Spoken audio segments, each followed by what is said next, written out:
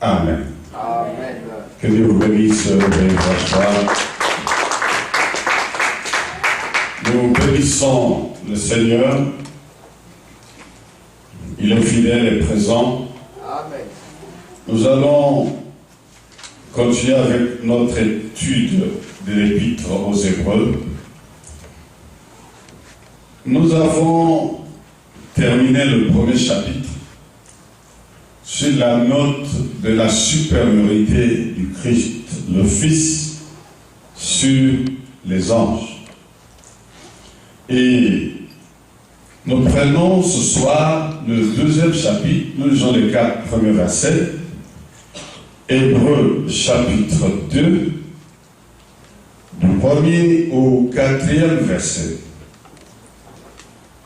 C'est pourquoi nous devons d'autant plus nous attacher aux choses que nous avons entendues, de peur que nous ne soyons emportés loin d'elle. Car si la parole annoncée par les anges a eu son effet, et si toute transgression et toute désobéissance a reçu une juste rétribution, comment échapperons-nous en négligeant un si grand salut qui, annoncé d'abord par le Seigneur, nous a été confirmé par ceux qui l'ont entendu. Dieu appuyant leur témoignage par des signes, des prodiges et divers miracles, et par les dons du Saint-Esprit distribués selon sa volonté. Amen. Vous vous rappelez notre dernier texte terminé par une déclaration au 14e verset. Ne sont-ils pas tous des esprits au service de Dieu, envoyés pour exercer un ministère en faveur de ceux qui doivent hériter du salut? Le salut a terminé par le travail que font les anges au service de Christ. Et nous avons dit que les anges n'avaient pas mission d'annoncer cet évangile, mais qu'ils travaillaient exerçant le ministère en faveur de ceux qui doivent hériter de ce salut. Vous, moi et tous les autres. Et ce deuxième chapitre commence par une sorte de mise en garde, un avertissement. Il dit ce pourquoi, cette manière de commencer, ce pourquoi nous montre que ça a un rapport avec les choses qui venaient d'être dites. Ce pourquoi, à cause de tout ce que nous avons dit, à cause de tout ce que nous avons entendu, et ce que nous avons entendu nous a montré dès le départ que Dieu, après avoir parlé à nos pères, l'auteur, nous nous rappelons, il s'adresse aux Hébreux, donc à leur père, à Abraham, et la suite. Il dit, il est à parler par le prophète. Aujourd'hui, il parle par le Fils. Le Fils qu'il a établi, l'héritier de toutes choses. Le Fils qui est l'empreinte de sa personne. Le Fils qui contrôle toutes choses par sa parole toute puissante. il a fait la comparaison pour nous permettre, surtout à eux, mais nous aussi aujourd'hui, parce que le but de notre étude, c'est pour démontrer que autant ils ont eu ce problème, nous aussi aujourd'hui, nous avons besoin de la révélation du Fils de Dieu. Nous avons besoin de le connaître, afin de mieux appréhender et comprendre le salut qui nous a été donné. Il nous a montré que ce Fils, il est supérieur aux anges. Déjà, Dieu parle par le Fils, pas comme il a parlé par le prophète, parle en le Fils. Et le Fils, il est le reflet de sa gloire. Le Fils, il est sa révélation, il est sa manifestation. Il est la gloire de Dieu, il est l'empreinte de Dieu. Et il nous a été démontré que le Fils, il est supérieur aux anges. Et que les anges, ils sont au service du Fils, accomplissant un ministère auprès de soi, ceux qui doivent hériter du salut. Alors l'auteur dit, c'est pourquoi nous devons d'autant plus nous attacher aux choses que nous avons entendues, de peur que nous ne soyons emportés loin d'elle. Il parle ici en disant nous, il parle de lui et de ceux à qui il s'adresse, mais aussi aujourd'hui, nous sommes également englobés dans ce nous, parce que le même message qu'ils ont entendu, nous aussi, nous l'avons entendu ou nous l'entendons. Amen. Nous devons nous attacher à ces choses que nous avons entendues. Ces choses qu'ils ont entendues, ces choses ont démontré que Dieu aujourd'hui, il parle par le Fils. Voilà les choses qu'ils ont entendues. Ils ont entendu que le Fils, il est supérieur aux anges. Ils ont entendu, même en dehors de ce qui est dit ici, ils ont entendu dans le message qu'ils ont reçu du Fils lui-même et de ceux qu'il a utilisés, que le Fils, nous le verrons dans la suite, il est supérieur à Abraham. Il est plus grand que les patriarches, il est plus grand qu'Aaron, il est plus grand que les sacrificateurs. Mais ici, il dit, nous devons d'autant plus nous attacher aux choses que nous avons entendues. Ces choses sont en rapport avec le salut qui constitue le ministère qu'exercent les anges à l'endroit de ceux qui doivent hériter le salut. Ces choses manifestent ce pourquoi Jésus est venu. C'est pour le salut que Jésus est venu. Le Fils de Dieu a paru pour détruire les œuvres du diable. Et le message qu'il a donné, c'est le message du salut par l'œuvre que lui est venu accomplir. Il est dit car Dieu a tant aimé le monde qu'il a donné son Fils unique, afin que quiconque croit en lui ne périsse point, mais qu'il ait la vie éternelle. Donc nous devons nous attacher au message que nous avons entendu. Nous devons nous attacher aux choses que nous avons entendues. Et ici, il dit, si nous ne les faisons pas, le risque que nous courons, c'est de nous trouver emportés loin de ces choses. Car, dit-il au deuxième verset, si la parole annoncée par des anges a eu son effet, et si toute transgression et toute désobéissance a reçu une juste rétribution, comment échapperons-nous en négligeant un si grand salut? Je vous ai parlé du salut. Le message annoncé par les anges, je vous ai dit l'autre fois que pour les Hébreux, Moïse, c'était un monument. Et Moïse a donné à Israël la loi qu'il a reçue de la part de Dieu par l'entremise des anges.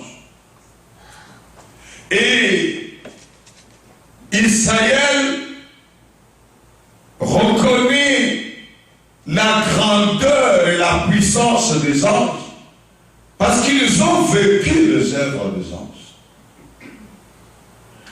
Il dit que le message qui avait été annoncé par les anges a frappé en conséquence toute désobéissance. Lorsque Moïse est descendu de la montagne était enfumée. Des tonnerres de feu étaient entendus de la montagne. Le peuple a dit à Moïse, nous préférons que toi tu nous parles, que Dieu ne nous parle pas. Parce qu'il y avait une interdiction formelle que quiconque approcherait de la montagne serait frappé de mort. Il savait ce qu'il est rappelé ici. Il savait ce qui s'est passé lorsque les hommes avaient désobéi à la loi, à la voix de Dieu, au programme de Dieu. Dieu avait même dit à Moïse qu'il se tienne bien, parce que l'ange qui marchera avec lui ne tolérera pas toute déviation. Alors ici, l'auteur rappelle ce que les Hébreux connaissent très bien. Il les rappelle ce que leur histoire, dans leur succession, leur a bien raconté. Il dit ici, c'était un message communiqué ou annoncé par les anges. Et comment pourrons-nous échapper aujourd'hui, si eux en ce temps-là n'ont pas échappé? Comment pourrons-nous échapper aujourd'hui si nous négligeons un si grand salut? Le message qui a été annoncé, que Moïse recevait de Dieu au travers des anges, il annonçait l'entrée dans le pays que Dieu avait choisi et qu'il avait donné à son peuple. Mais tous ceux qui ont désobéi au principe de Dieu, nous le savons, ils ne sont pas entrés dans ce territoire. Il est dit que toute désobéissance avait une juste rétribution. Ça fait partie de l'histoire d'Israël. L'histoire que ces Hébreux connaissent. Parce qu'en fait, nous avons dit au départ que ces Hébreux étaient différentes catégories, ceux à qui ils s'adressaient. Il y en avait qui avaient reconnu en Jésus le Messie, c'est-à-dire le dernier sacrifice pour le péché selon la loi de Moïse. Il y en avait pour qui Jésus n'était rien qu'un homme ordinaire. Mais cela ne signifie pas que ces gens n'avaient pas la notion de Dieu. Au départ de leurs origines, c'était des religieux. Ils respectaient la loi. Ils attendaient pour eux le Messie. Ils refusaient le Messie qui était venu, que Dieu a envoyé. Mais il y avait aussi de ceux qui n'étaient ni religieux, ni chrétiens, qui pourraient se dire, comme aujourd'hui, il y en a plusieurs, des athées. Les gens qui ne croient pas. Et je me suis rendu compte que l'athée n'est pas réellement athée parce qu'il a au moins une croyance. Il croit dans quelque chose. Amen. L'athéisme en soi, c'est aussi une croyance. Bien-aimés dans le Seigneur, il démontre que ces gens ont négligé le message qui avait été annoncé.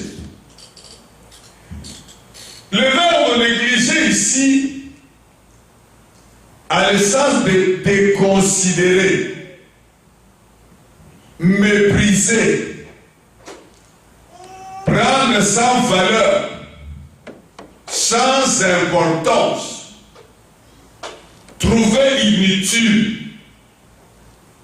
C'est ce que ça veut dire. Et là, ce sera comme mépriser Dieu, insulter Dieu, déconsidérer Dieu en rejetant sa parole. Mais ici, il pouvait peut-être être excusable pour dire ce sont des anges qui ont parlé ce Dieu. Alors, mais en dépit de cela, ils ont été frappés. La désobéissance a eu une juste rétribution. Et maintenant, l'auteur dit, comment échapperons-nous? Je voudrais que nous puissions prendre un texte dans Matthieu, chapitre 22, verset 5, nous reviendrons à Hébreu, pour faire un rapprochement avec le comportement de négligence, de mépris. Matthieu, chapitre 22, le verset 5. Le texte, le verset 5 est un peu une sorte de conclusion. Là, on a abouti avec l'histoire, mais l'histoire, vous la connaissez.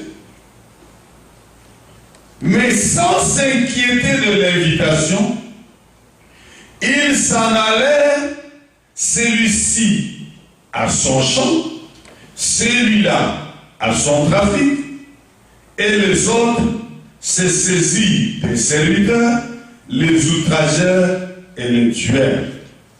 Tu vois, axé sur le comportement. Ces gens qui ont été invités aux noces, ils ont négligé les noces. Ils ont déconsidéré ces noces. Ils ont méprisé, à notre terme aussi, méprisé l'organisateur, l'hôte. On dit que sans s'inquiéter de l'invitation, c'est ça négliger. S'inquiéter, ça a le même sens que négliger.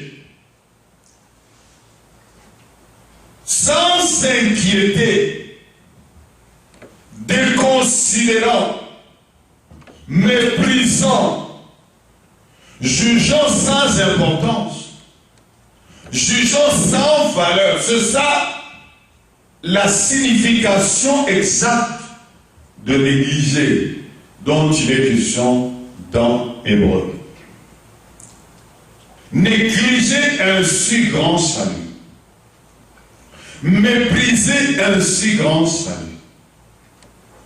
Déconsidérer, prendre sans valeur et sans importance un si grand salut. Ce qu'ils ont fait autrefois en face du message qui leur avait été annoncé par les anges. Ils n'ont pas tenu compte de ça. Ils n'ont pas pris ça en valeur. Ils n'ont pas pris ça avec importance. Et la Bible dit que toute désobéissance à ce message qui avait été annoncé par les anges a eu une juste rétribution, c'est-à-dire une rétribution qui convient à ce qui a été fait. Bien-aimés dans le Seigneur, dans ce texte d'Hébreu, l'auteur comparant ce qui a été fait par les parents, les pères des Hébreux, il montre que la désobéissance actuelle est plus ou serait plus coupable par rapport aux moyens qui ont été utilisés pour ce message. Il dit qu'à si si la parole annoncée par les anges a eu son effet, c'est-à-dire que ce qu'elle a dit a été confirmé. Et si toute transgression et toute désobéissance a reçu de juste rétribution. D'abord, non seulement que ce que les anges avaient dit c'était accompli, mais aussi toute désobéissance, toute négligence a eu une juste rétribution. Il dit comment échapperons-nous en négligeant un si grand salut? En quoi cela est un si grand salut?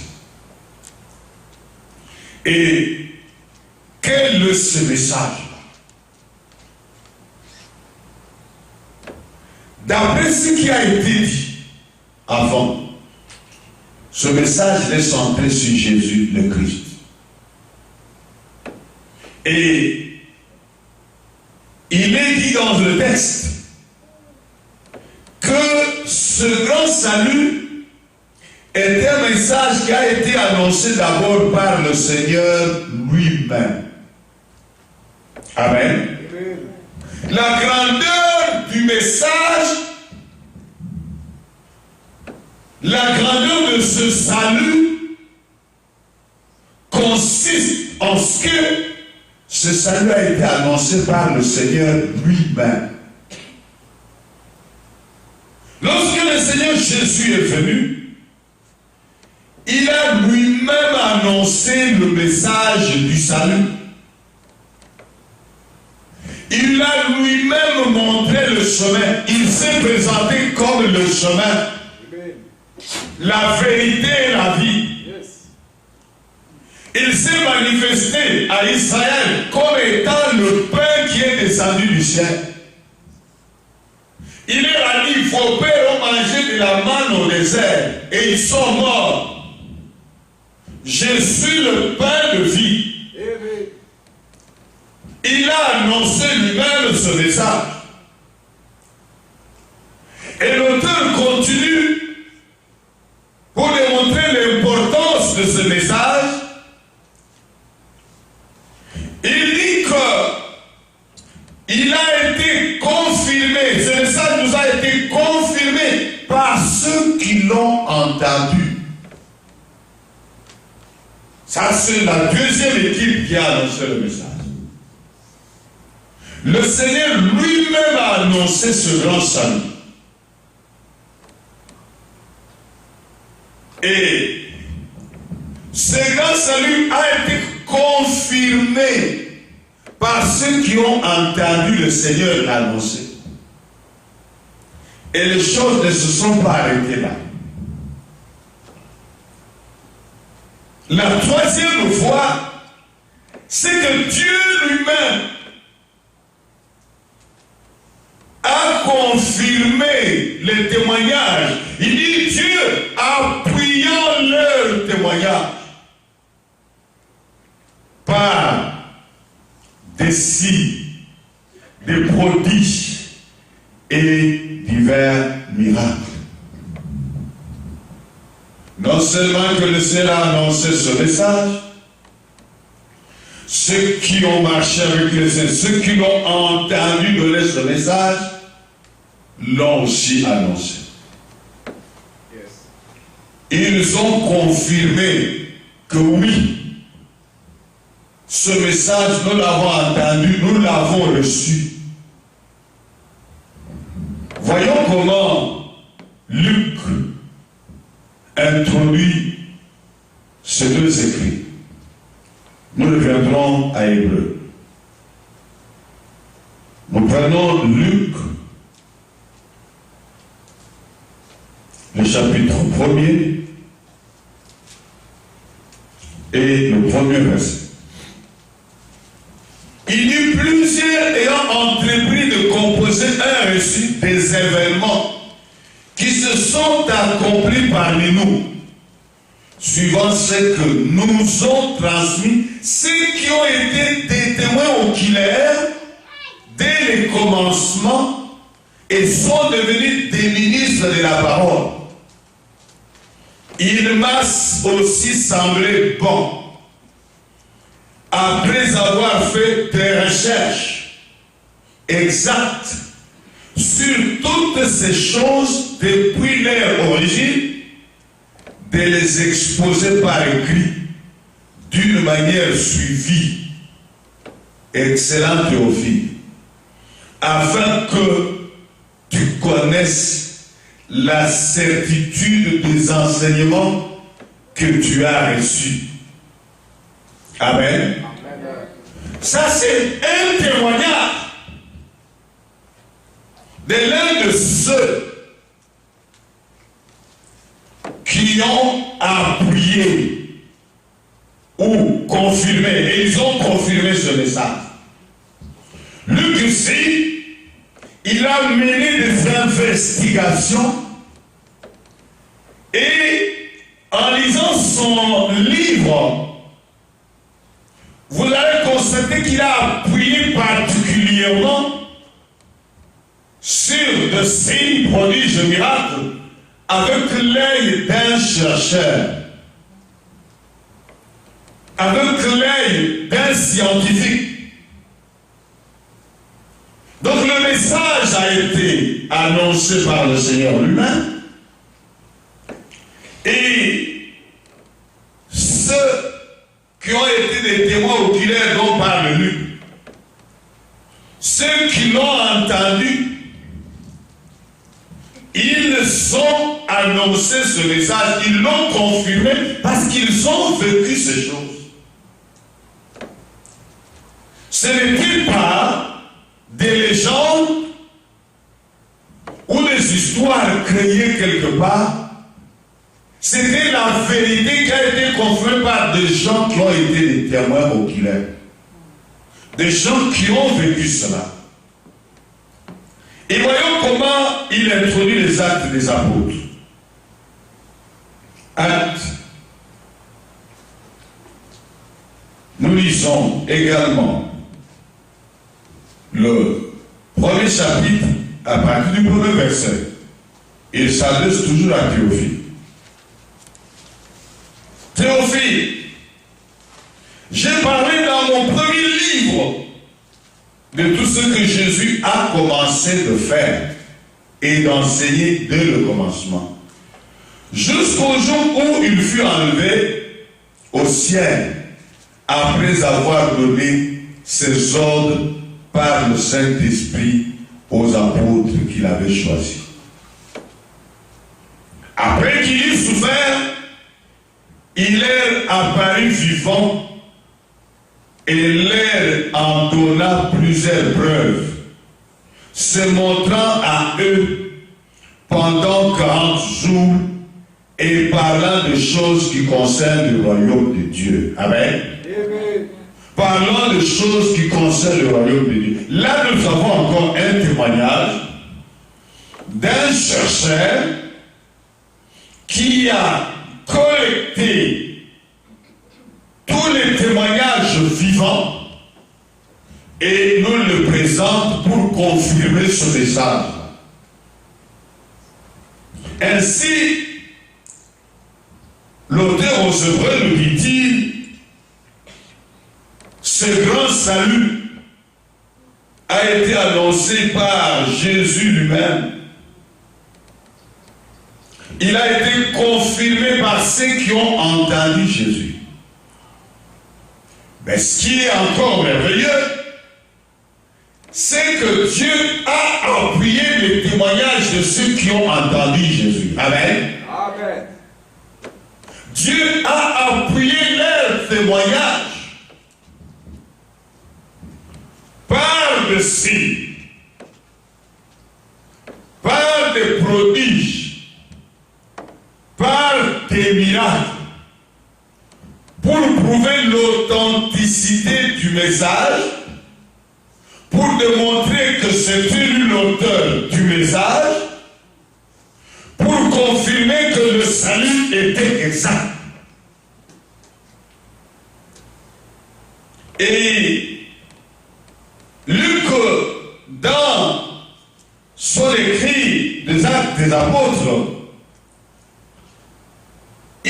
souligne une chose dans les Actes des Apôtres, chapitre 10,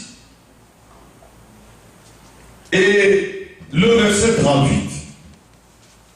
Il dit, vous savez comment Dieu a oint du Saint-Esprit et de force Jésus de Nazareth,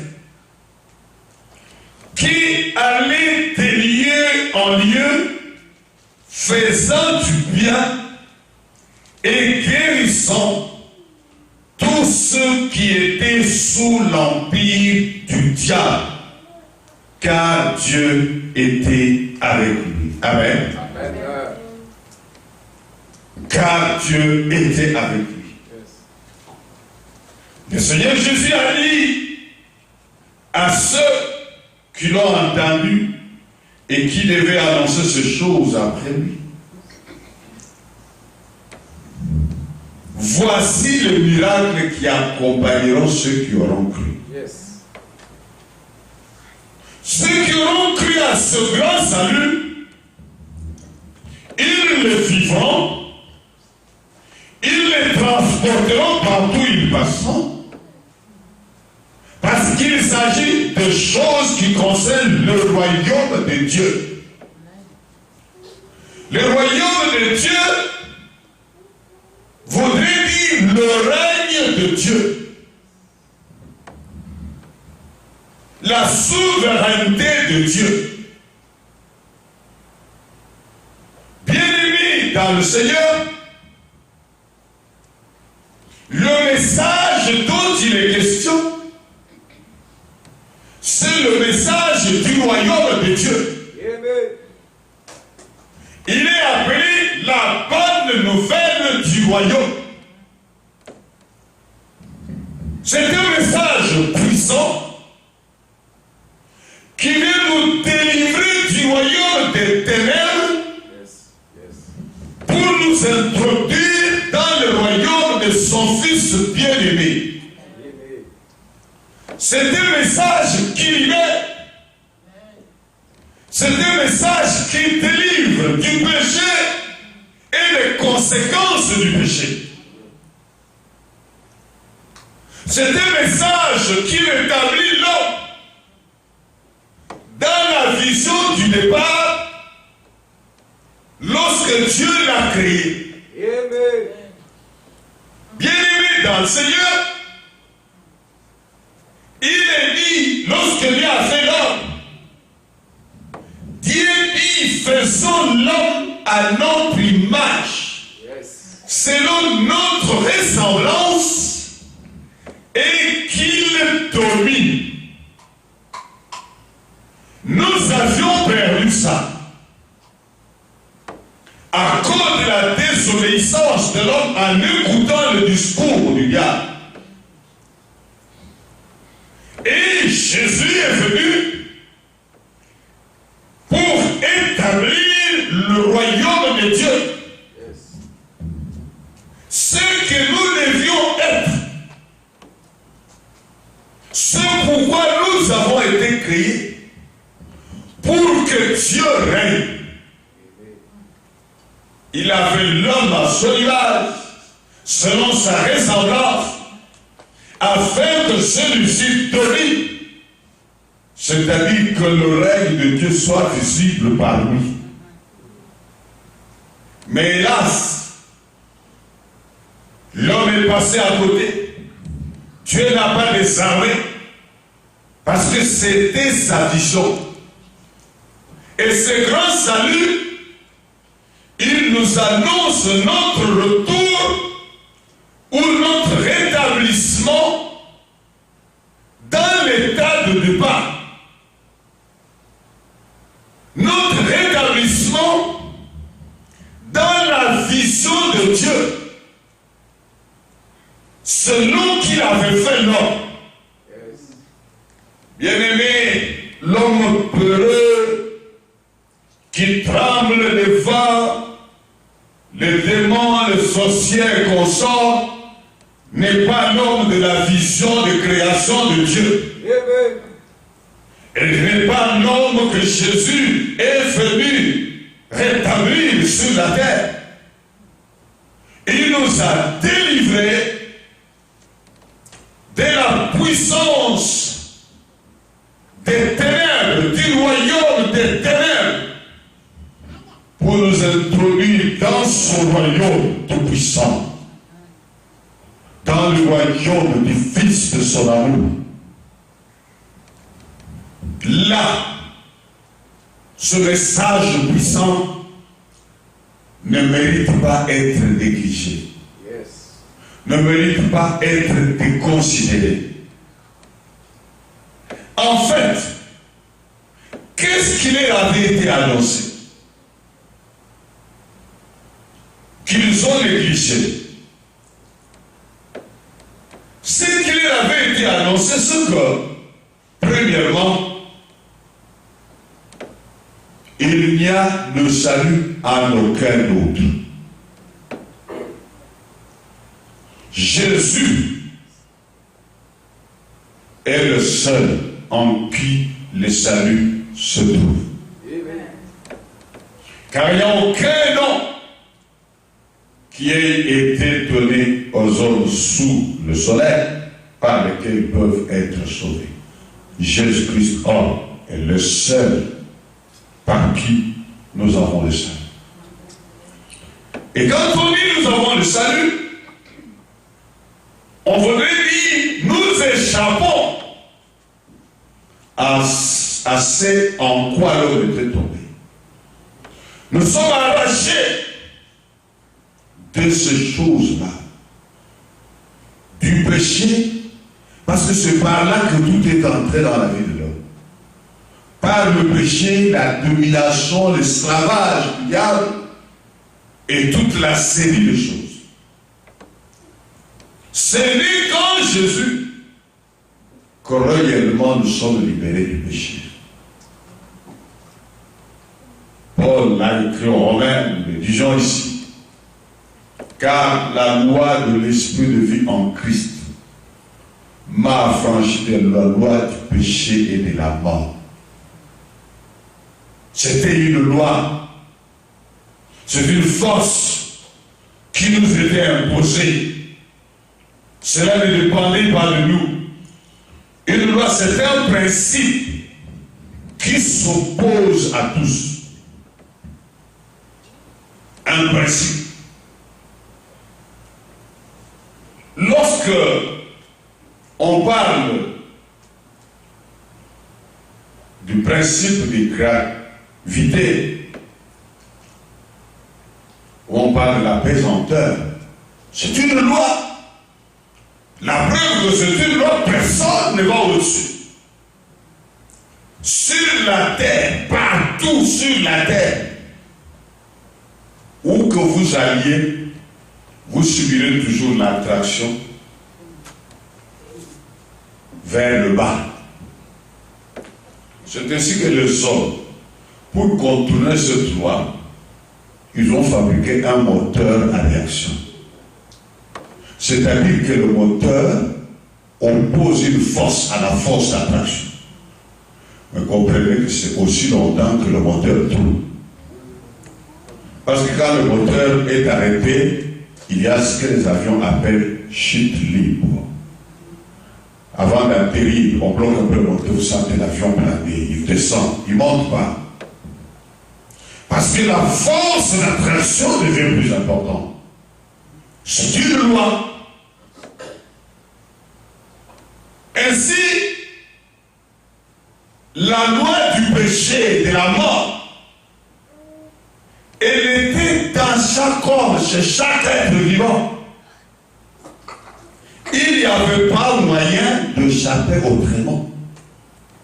Parce qu'il faut opposer à l'attraction une force contraire, opposée. C'est ainsi que Jésus est venu avec cette force-là. Parce que lui n'avait pas connu le péché. Il dit choses que la chair ne pouvait faire parce que la loi la rendait incapable. Chose impossible à la chair à cause du péché. Cette loi du péché bloquait la chair. Dieu a envoyé son Fils avec une chair semblable à la chair du péché. Et qu'est-ce qu'il a fait? Il a condamné le péché dans la chair qu'il a portée. Parce que le problème, c'était là, il fallait condamner le péché dans la chair. Une fois le péché condamné, l'homme est libéré du pouvoir d'attraction vers le bas. Amen. C'est Jésus qui a fait cela. Et Jésus nous a ramenés dans notre position du contrôle. Nous avions perdu le contrôle. C'est pour ça que nous étions constamment attirés, non seulement par le péché, mais le péché a ouvert la porte au pouvoir des ténèbres de nous dominer, de nous écraser, de nous contrôler. Or, la vision de Dieu, c'était que nous contrôlions, nous dominions, que nous manifestions le règne de Dieu. Amen. Amen. Le règne de Dieu. Alors il veut montrer à ces hommes et ces femmes que Jésus est la seule réponse à ce problème. Et il y a le salut en aucun autre. De Dieu, il veut lui montrer que Jésus, il est le sacrifice de Dieu pour le péché. C'est pour ça qu'il y a une solution en aucun autre. Il y a le salut en aucun autre. Jésus est le sacrifice de Dieu. Dieu a fait Jésus sacrifice pour résoudre le problème du péché. C'est ainsi qu'il a dit qu'il a envoyé son Fils Jésus dans une chair semblable à celle du péché afin de condamner le péché dans la chair.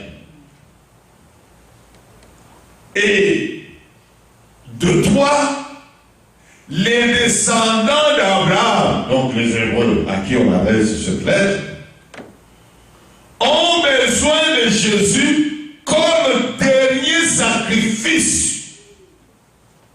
selon la loi de Moïse pour le péché. La loi de Moïse ouvrait une petite porte, une sorte de répit. Quand vous apportiez le sacrifice, vous vous réconciliez avec Dieu. Mais pour combien de temps? Parce que le problème était dans la chair que portait l'homme qui amenait le sacrifice. Mais Dieu fait un sacrifice définitif. Amen. Jésus. Il met le sacrifice définitif parce qu'il résout les problèmes qui entraînent continuellement l'homme au péché, mais il règle aussi le problème de la pénalité du péché. Il vous libère de la pénalité, mais il vous libère de la continuité du péché. Nous le verrons dans la lettre aux Hébreux, là où il montre en loi par rapport à ce que Christ a accompli à la croix, par son sacrifice. Le sacrifice qui était fait était renouvelable, parce qu'il ne pouvait pas résoudre définitivement le problème de l'homme. Et Jésus est venu comme dernier. C'est pour cela qu'il est dernier sacrifice. En d'autres termes, l'auteur voudrait dire aux Hébreux, vous n'avez plus besoin de continuer à offrir des sacrifices. Jésus est le dernier sacrifice. Maintenant, vous devez croire en Jésus.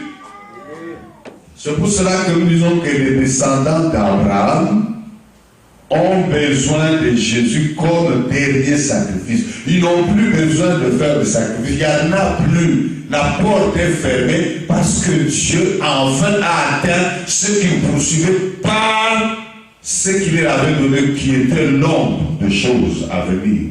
Jésus qui devait tout accomplir à la croix. Bien-aimés dans le Seigneur, ils ont eu besoin de comprendre ça. Nous avons besoin de mieux le comprendre aujourd'hui. Ainsi, ce message-ci,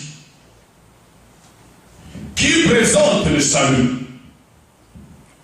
qui présente Jésus comme la seule voie, le seul chemin, ce message qui présente aux Hébreux les descendants physiques là-bas, que Jésus a été le dernier sacrifice d'après la loi de Moïse. Il n'y a plus d'autres sacrifices. Voudrait dire que si vous négligez Jésus, si vous tapez à côté, c'est cela que l'auteur voudrait nous faire comprendre en disant comment échapperons-nous. En d'autres termes, il dit, vous négligez ça, vous n'échappez pas. C'est ça qu'il veut dire. Vous n'échapperez pas en négligeant un si grand salut. Parce qu'il n'y a pas une autre possibilité, une autre faisabilité. Non, vous ne devez pas échapper. C'est comme une question, mais aussi une affirmation. Comment échapperons-nous en négligeant un si grand salut? Ce salut par Jésus qui a été annoncé par le Seigneur lui-même, confirmé par ceux qui l'ont entendu. Dieu a appuyé les témoignages par des signes, prodiges et miracles. Mais ça ne s'arrête pas là. La quatrième chose que Dieu a faite, il a appuyé ce message par le don du Saint-Esprit distribué selon sa volonté. Amen.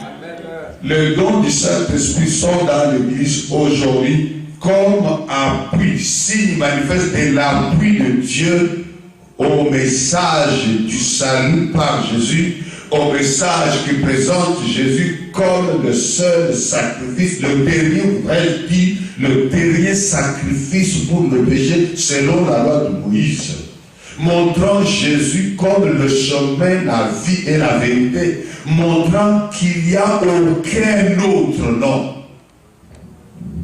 Ceux qui pensent encore à des noms, ceux qui attendent encore le Messie, c'est plutôt les juges qu'ils vont rencontrer bientôt. Amen. Ce sera plus celui qui vient sauver, c'est celui qui vient juger. Parce qu'il a dit, comment échapperons-nous? Non, on n'échappera pas. Et j'aime la suite de ce texte. Au verset 5, il dit, en effet, ce n'est pas à des anges que Dieu a soumis les mondes à venir dont nous parlons. Amen. Amen. Or, quelqu'un a rendu quelque part ce témoignage. Qu'est-ce que l'homme? Pour que tu te souviennes de lui. Ou le Fils de l'homme, pour que tu prennes soin de lui.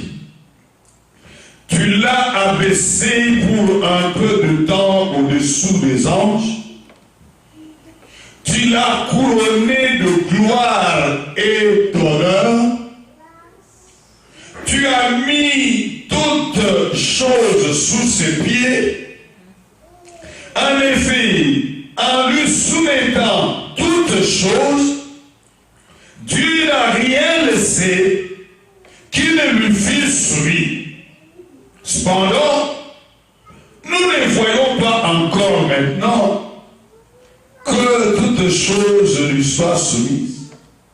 Mais celui qui a été abaissé pour un peu de temps au-dessous des anges, Jésus, nous les voyons couronnés de gloire et d'honneur à cause de la mort qu'il a soufferte, afin que par la grâce de Dieu, il souffrit la mort pour tous. Retenez ça, pour tous.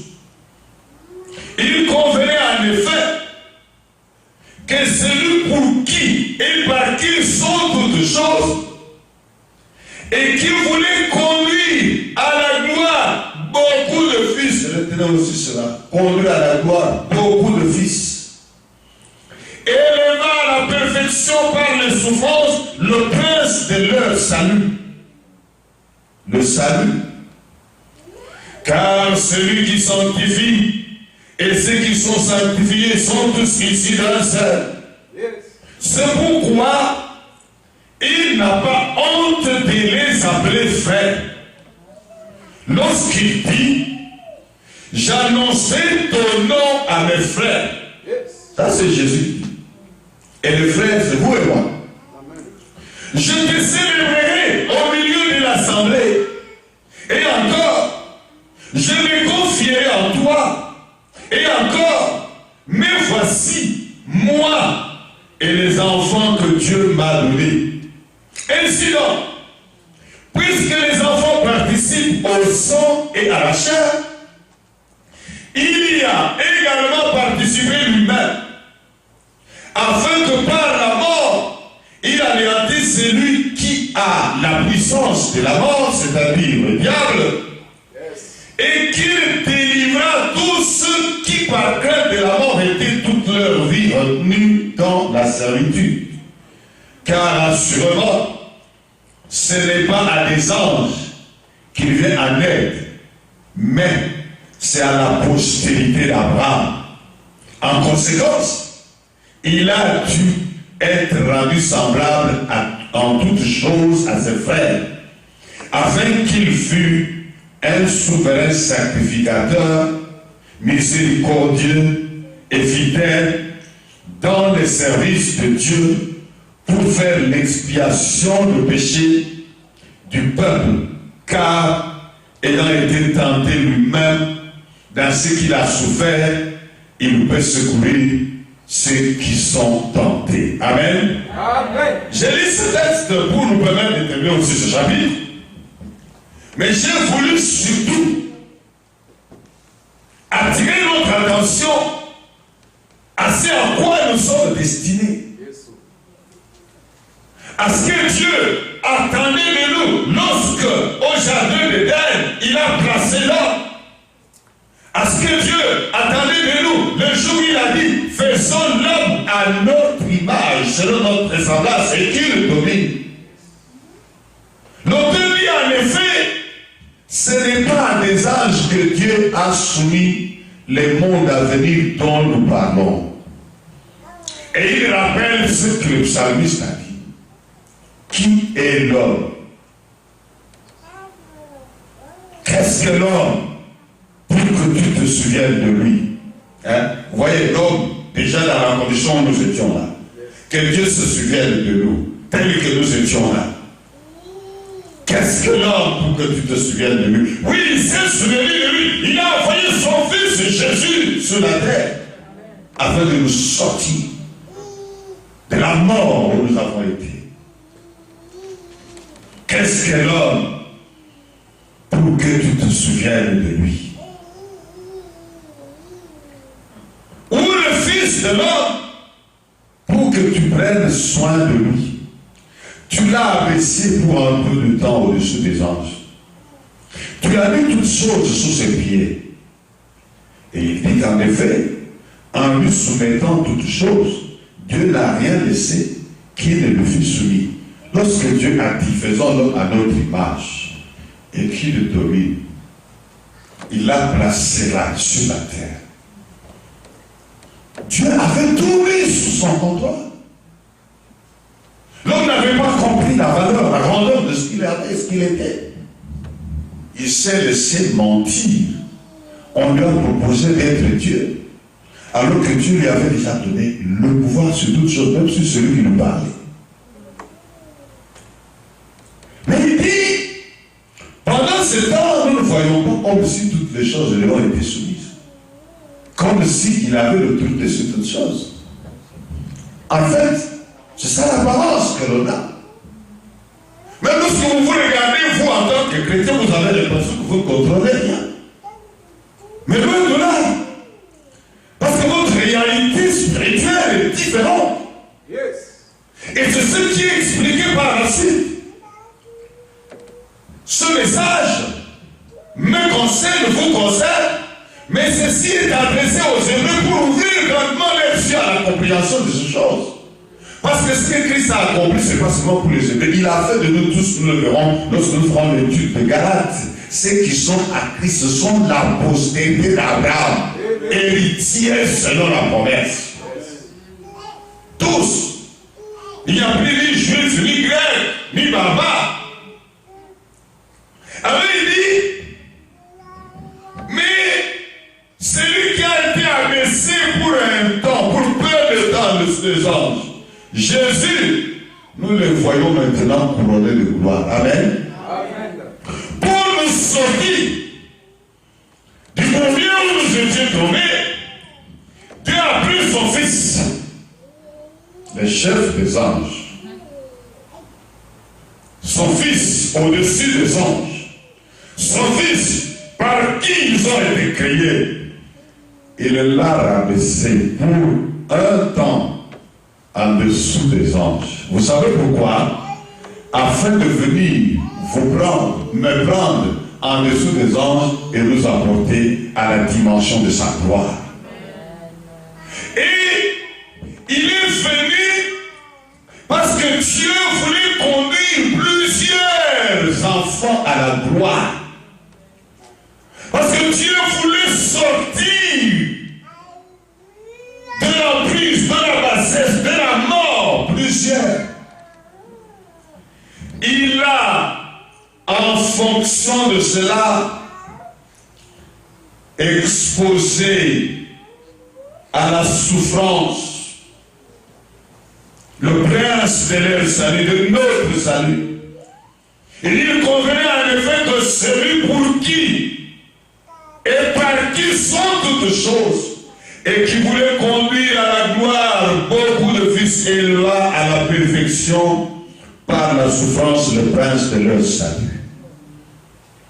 Il a été rabaissé pour un peu de temps afin de nous ramener tous, et les Hébreux, et les gentils des nations, nous ramener tous en tant que fils à la gloire. Et lorsque il parle de nous à son Père, il dit, me voici, moi et les enfants que tu m'as donnés. Il dit, je me sanctifierai pour eux. Et il dit, il n'a pas honte de nous appeler frères. Yes. Celui qui est frère, c'est celui avec qui tu as les mêmes origines et les mêmes parents. Amen. Amen. Jésus nous a tirés de là où nous étions, ayant pris notre nature, il nous a ramenés à sa nature. En d'autres termes, Jésus est mort à notre place pour que nous vivions avec lui comme lui. Il nous a remplacés à la croix. Le châtiment du péché est tombé sur lui.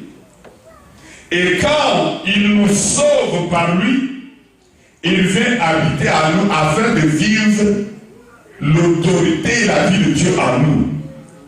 Il est une sorte de double substitution. Substitution à la croix pour nous libérer. Substitution après la croix pour vivre à notre place. Et Paul le dit aux Galates, j'ai été crucifié avec Christ. Et si je vis, ce n'est plus moi qui vis, mais c'est Christ qui vit en moi. C'est-à-dire qu'il est ma substitution sur la terre, parce que ma chair, elle est incapable de faire la loi de Dieu. Jésus vient vivre en moi par son esprit. Mais Dieu a établi son règne, sa domination sur la terre. Et Jésus va m'amener avec sa vie en moi, m'ayant racheté à la croix. Il va m'amener à régner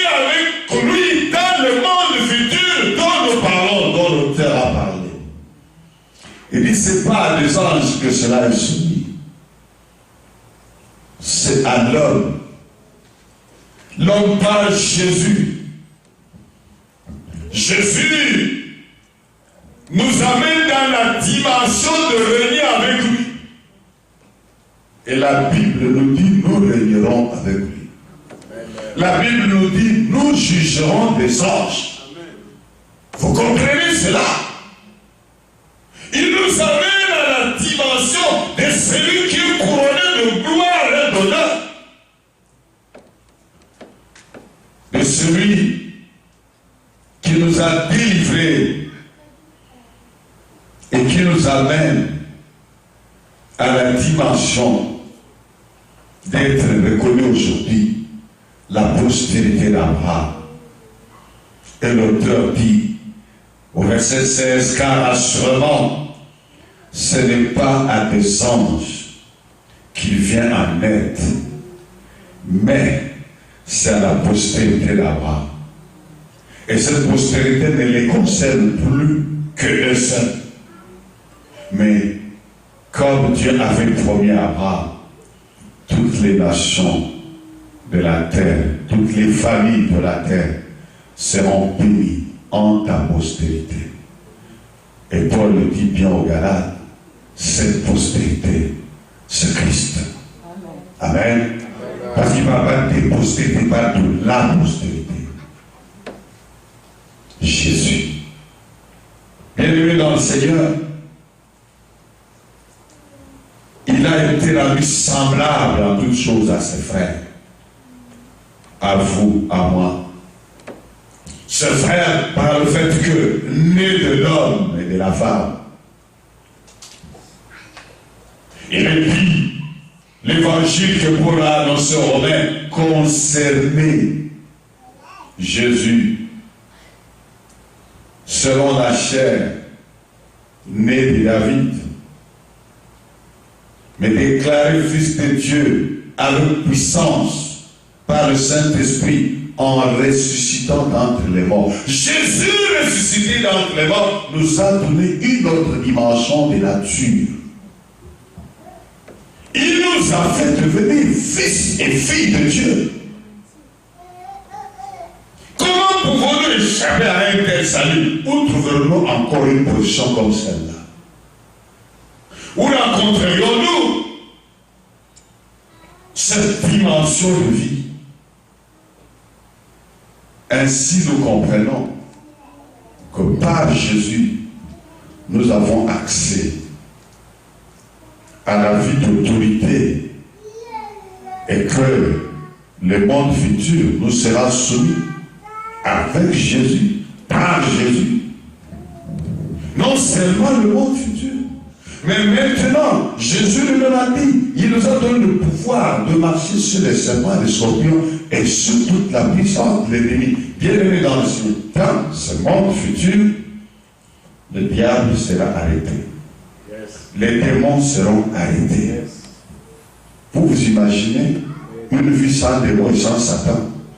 Plus de tentation, plus de séduction, plus de combat.